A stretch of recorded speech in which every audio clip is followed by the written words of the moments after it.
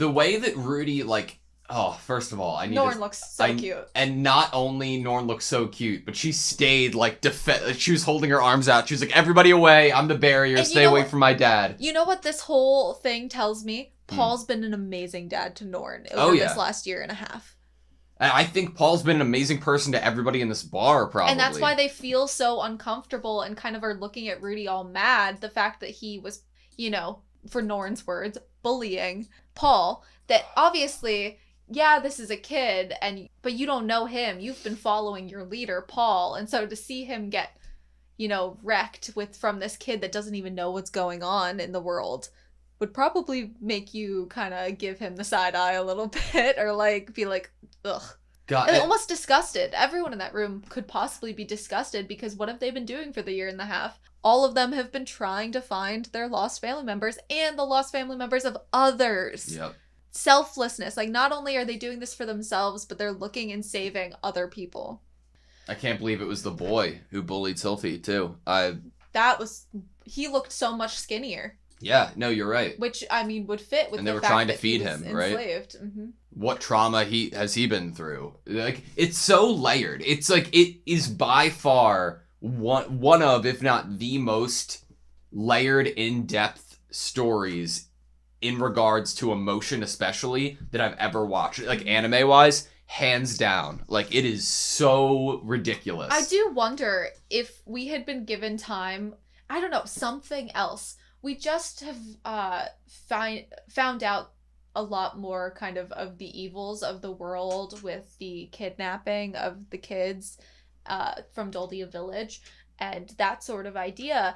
And I'm like, why did my brain not even think about this, what makes so much sense to me in hindsight once it's said, about all these random kids, people, women that are randomly dropped into places where they might not even speak the language. Yep. Why did it not even occur to me, Rudy, the viewer, that something bad could have come to them? We're just like, oh, like, Rudy has a lot of skills at his disposal. And I'm not even talking about magic, right? Like, he has previous otherworldly knowledge. He has multiple languages. He was blessed from, meeting the demon, whatever. He has a new eye. Mm-hmm. And, like, there are kids... He gets advice from Man God. Yeah, there are kids who are just teleported who have nothing. Nothing. None of that. Just the clothes on their back. They probably don't even have money. They can't speak the language.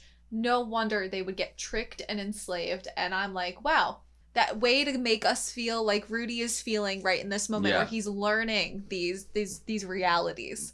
My opinion of Man God comes into question and feels like it needs to be reanalyzed based off of Rudy following his decisions and suggestions. Interesting, because Man God's the one that told him to focus his attention on Ruijerd. Yeah. So it's like, what are Man God's intentions? Obviously, Man God put no importance really on the family. Right, and he's not trying for Rudy. Obviously, he has other intentions and is trying other goals. Man God created Rudy's goal, other than the one that Rudy had for himself, which is the girl that's right next to me that I've lived with for the past couple years. I need to get her home. It's to focus his attention on this random stranger, this demon that you just met, which I think is something that Paul said. And Man God tells him to focus his attention on doing good for this demon. And that Rudy runs with it. So I'm like, yeah, really awesome to bring up kind of Man God being the one that steered Rudy on this path that he was on. Because it's possible, maybe, that I don't even know how it would have changed necessarily. Is there a reason Ruijerd still would have wanted to help? Yeah, but is there like a reason that Man God wouldn't want Buena Village to be together, or want them to be reunited, or wanting to throw a wrench in the gears of Paul's actions? Like, it could, if we're going, it's possible that Man God can see the future or see a greater, bigger picture. So Man God could see that maybe for the Superds and for Ruijerd and or for Rudy, that this is the best course of action to make Rudy into what he needs to be. But I think we should also toy, or at least for fun, consider the idea that Man God has more gray intentions and aren't just morally good. Especially when we're getting the words tricked. Yeah, and he in himself is like a human and has his own desires and selfishness, you know? I don't know. It's interesting to think about. I don't think we have enough information to really hit the nail on the head. I do want to talk about, I thought Rudy was having like a panic attack when he, at the end of the interaction with Paul, and like everything went he like throwing up. Blurry. Yeah. And then he got home and he... Yeah.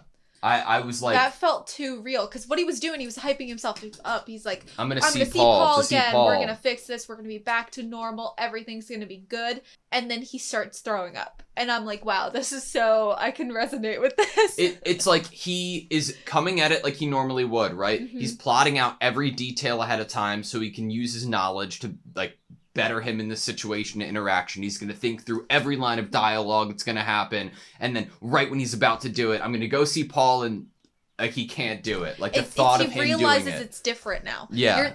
I like that you said he's coming at it like he normally does. But what we're getting here is that now, before, he might not have even really cared what the consequence was or how they would have looked at him. He would have just tried to like come up with the best plan in a sort of manipulative manner.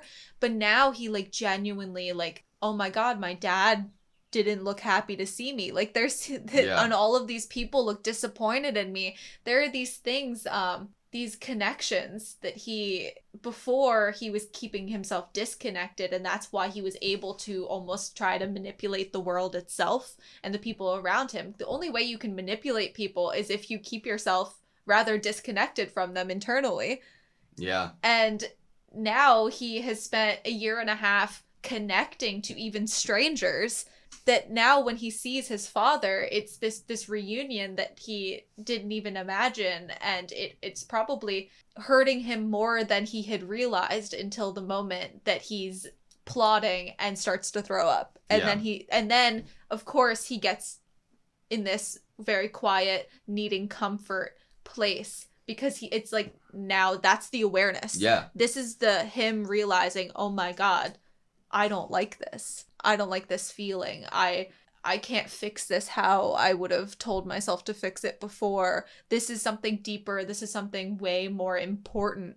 You can't just have another conversation with your dad after the one you just had and everything be okay. He can't like come at the situation from a bird's eye view and just move the chess pieces anymore. He is one of the pieces, and like he has those emotions and those feelings that he used to be able to, I guess, not think too much about or focus on. He has this introspection to him now. Do you think, based off of the words that made Rudy feel the way that he did, do you think that we're gonna see Paul again? Not even, like, what if Rudy's like, okay, I'm gonna go do it, and then he's gone? Are they gonna kill Paul? Or what if he just leaves?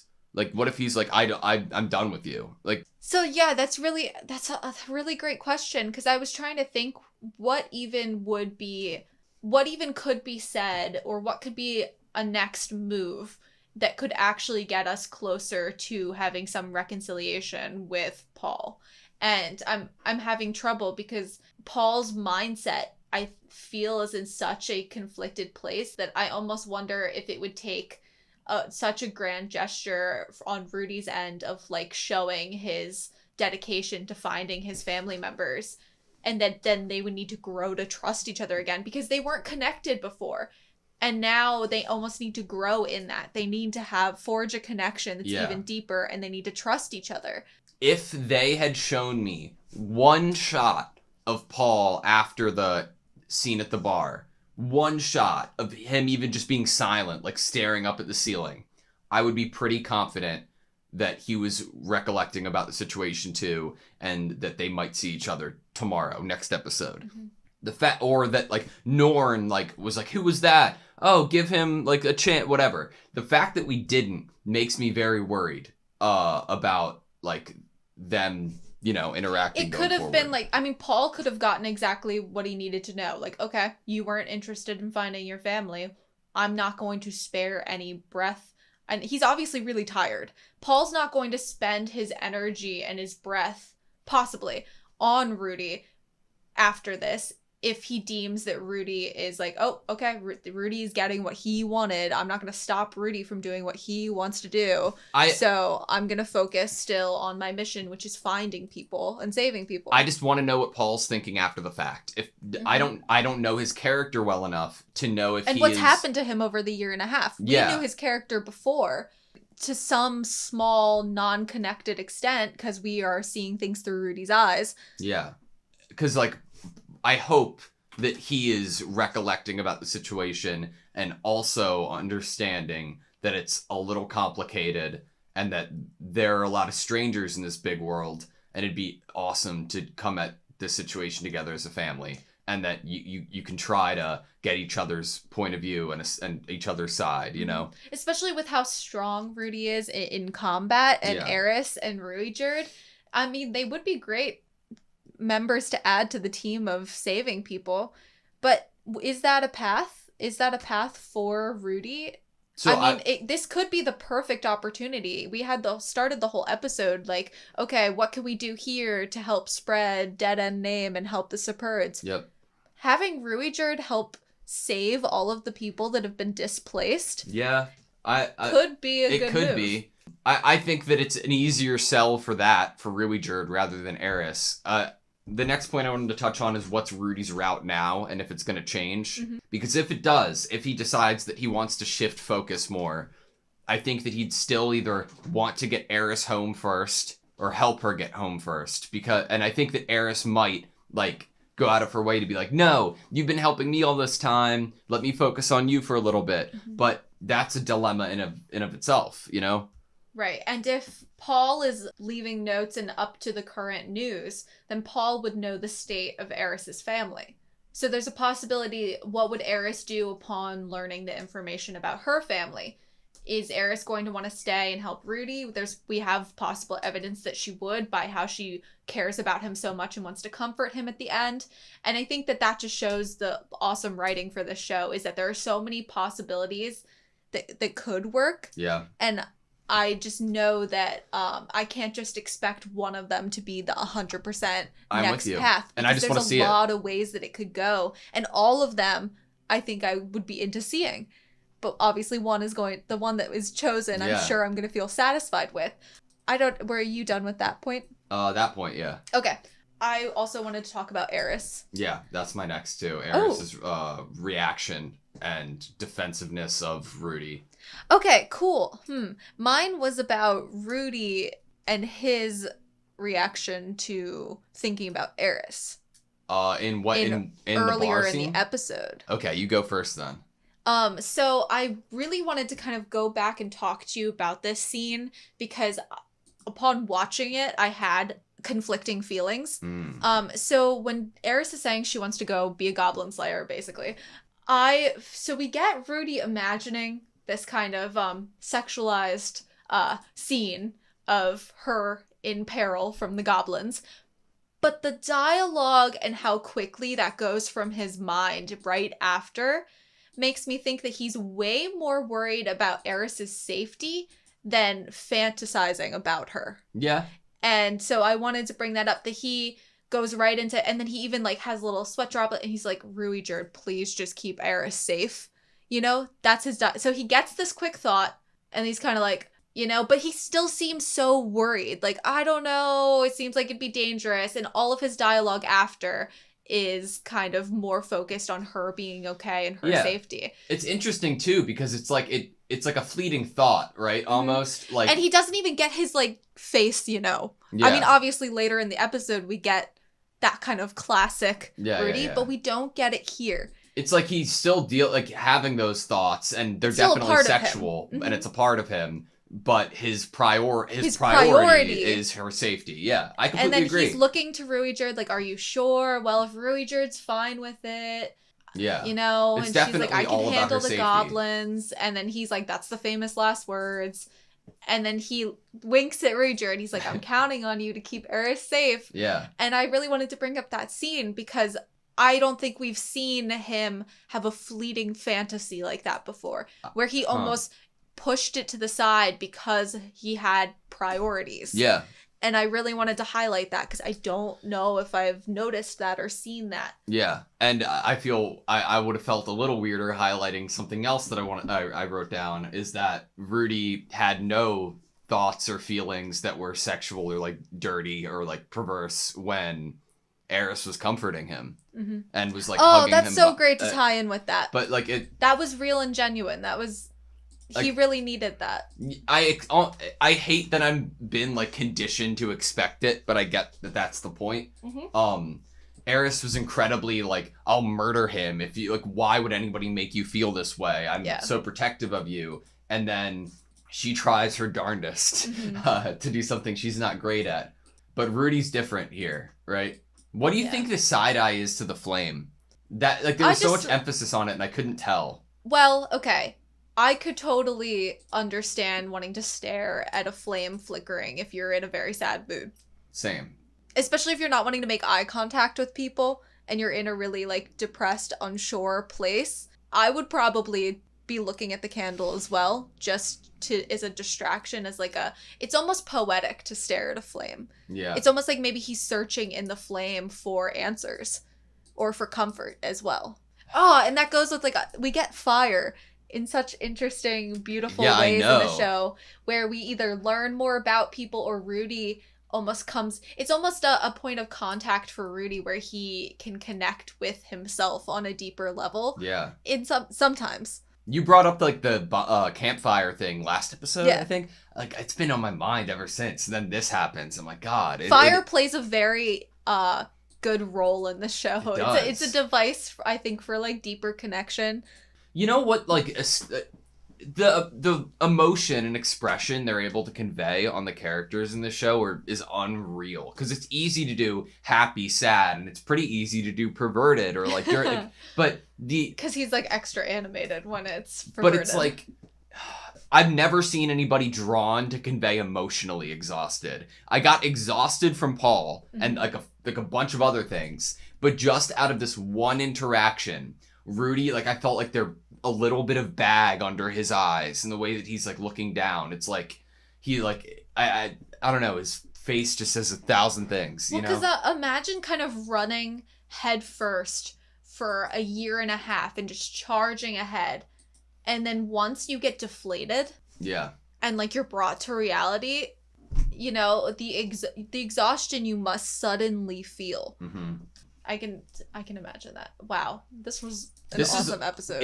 An insane episode. I love this episode. I wanted to cry multiple times. I just did not expect the emotions behind having this kind of family reunion and how hard it would hurt. I can't believe... I feel so stupid that we haven't thought about it. Like about that inevitable what their interaction. Reaction would be.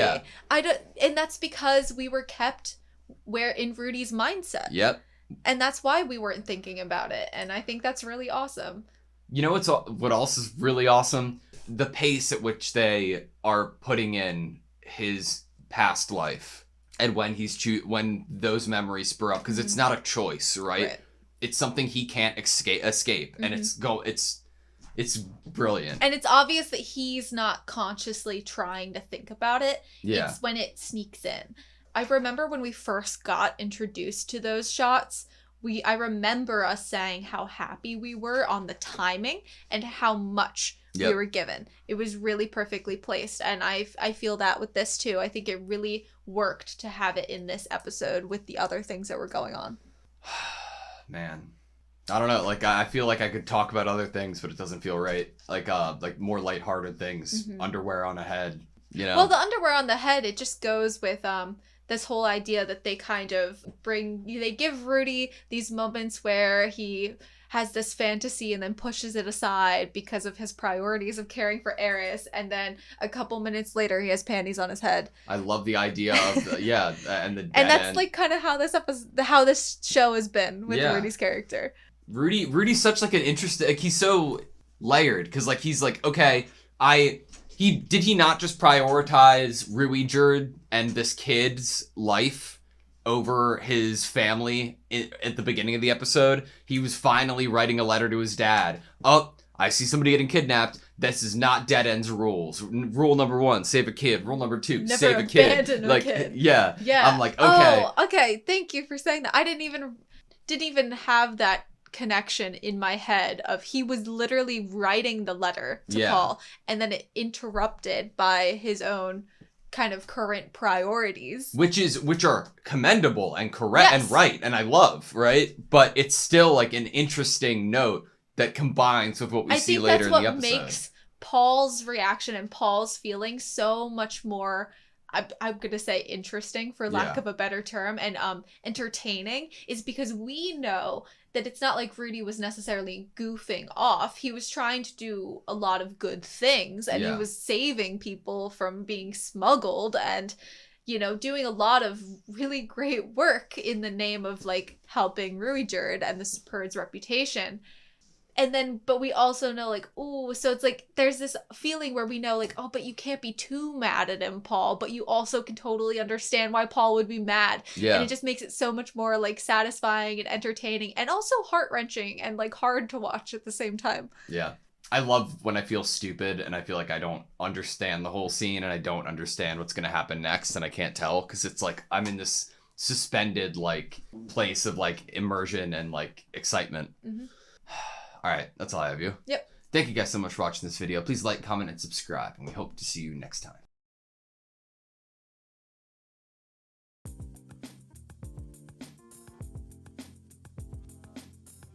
That I almost wonder if it would take such a grand gesture on Rudy's end of that. I almost wonder if it would take such a grand gesture on Rudy's end of.